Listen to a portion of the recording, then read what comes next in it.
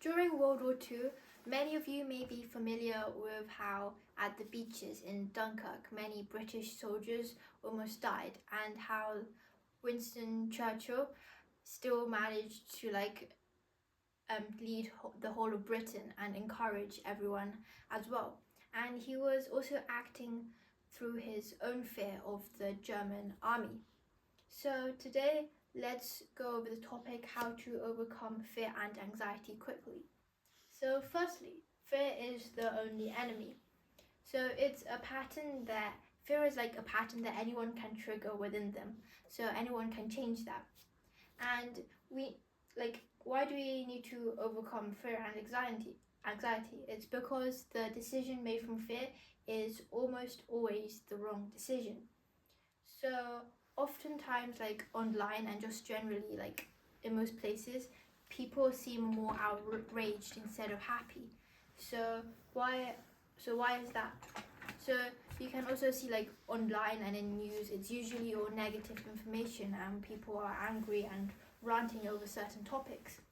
So this is because when people are angry, they have certainty, because people are trained to be fearful as it's the fastest way to control a population, which might be why a lot of the news is just about fear and oh, this country is going to collapse, or there's going to be this economic crisis, which makes people panic.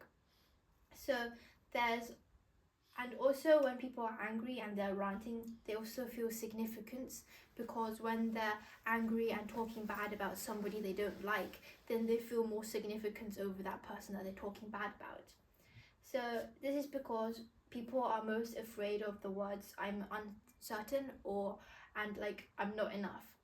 So both of these statements are gotten rid of by ranting. However, it only works in the moment.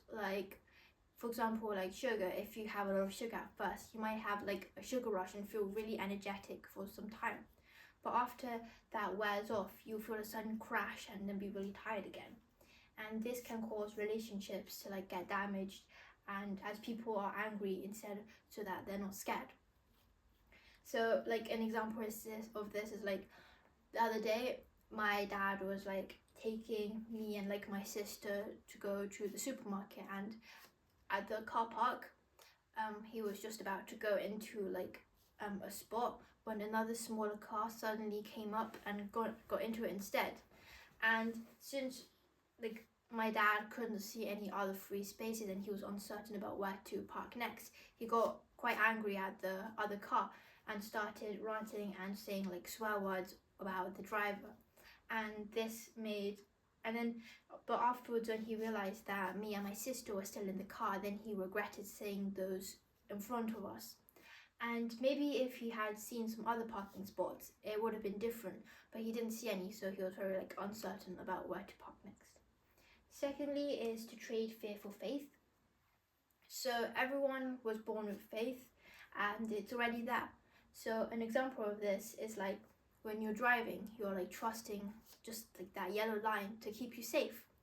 Maybe there's reckless drivers or people who are on alcohol, but you still carry on driving even though there are risks present, because otherwise you wouldn't really have a life and you wouldn't be able to get anywhere easily.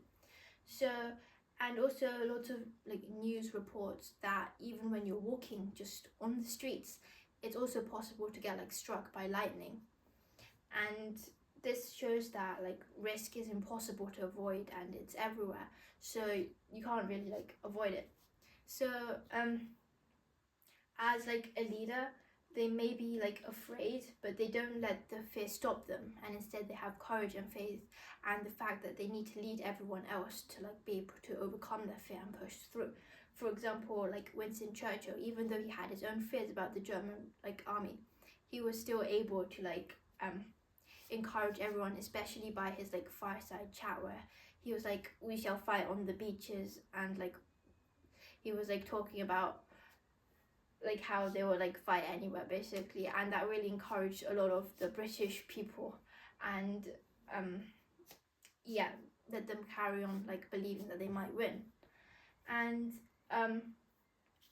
so you may feel fear, but like when you have faith, you'll do it anyways because something will matter to you more than your fear. So if you have a mission, then the game will change.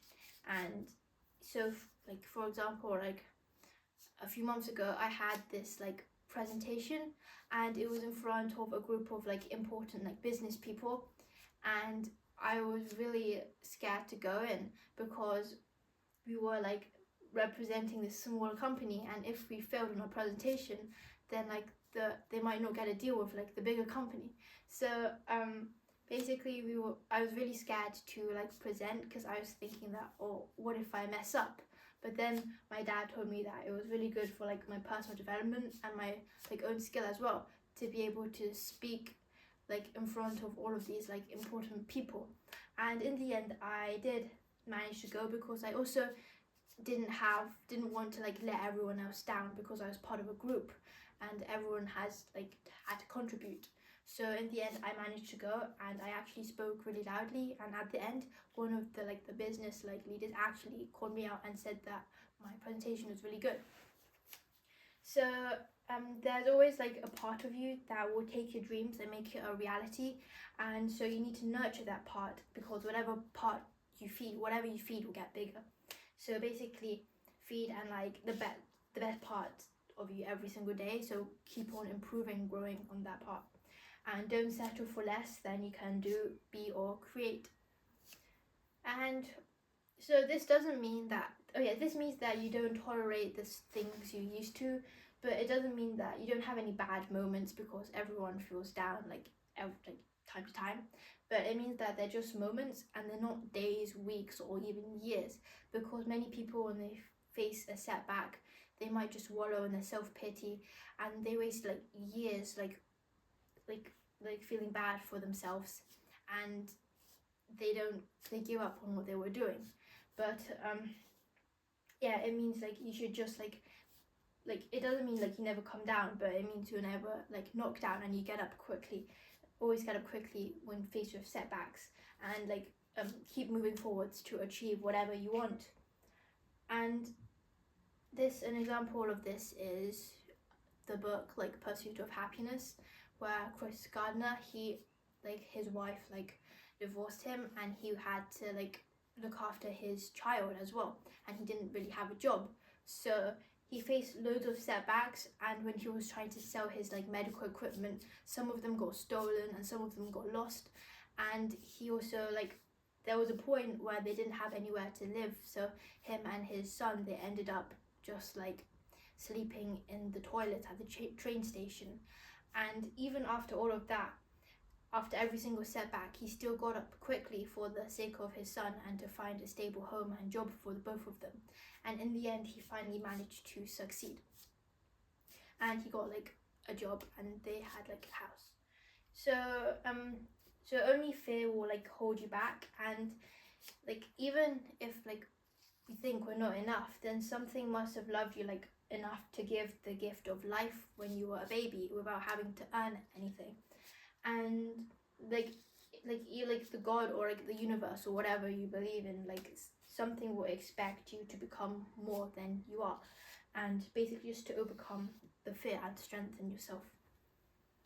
So thirdly is, it's okay to have the fear. So everyone has fear, and it's okay to have it, but we just need to be able to go beyond and know that it's just fear, and not come up with like a story or just like an excuse to justify ourselves, because the story will protect us from fear, but it also imprisons us and keeps us in the cycle of fear. So an example of this, like Malala, when she was just like 11 in like Pakistan, she was still like started speaking up about how girls should deserve an education.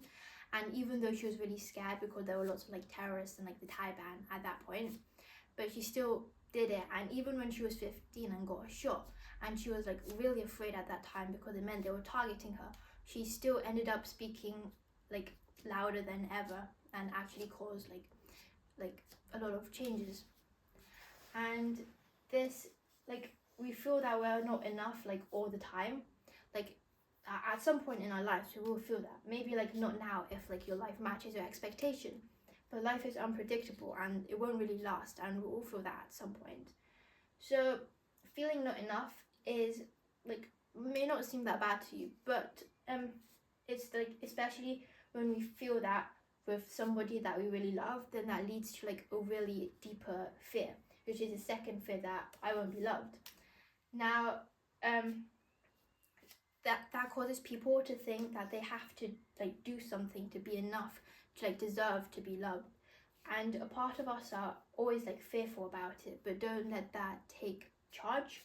So there's also like a bigger part of us that's like bigger than our fear, which is our soul or spirit or whatever. And it's like emotion, like will fuel the drive in all of us. So we should be willing to feel things that we don't want, including like negative emotions as well, but just like don't be afraid to like feel things, because that will like push you forward. So in conclusion, I think the main points to take away from this is that like many people are just like angry, like because they don't want to be scared, and that can like really like ruin personal life and like your relationships. So you like have to be like able to overcome that and not just like let the anger control you. Secondly is that everyone has like fear, but you just need to be able to go beyond and know that it's just fear, and not to come up with like excuses to justify yourself. And thirdly, it's just that like, yeah, like to have like faith instead, because you can feel the fear but do it anyways, because something matters to you more than the fear. And like if you have a mission, then like everything's different, and it might be able to like push you forwards or like motivate you as well. And to like always get up quickly even when faced with setbacks. So like finally, like everyone has fear, and it can appear in different formats as well. For example, some people might be afraid to perform on stage, and some artists might be scared of losing like inspiration or their ideas, and some footballers might be afraid that they won't be able to defeat the other team. But they manage to proceed, not because they don't have fear, but because they're able to like acknowledge that and overcome their fear. I hope you learned something today. Thank you for listening. Bye bye.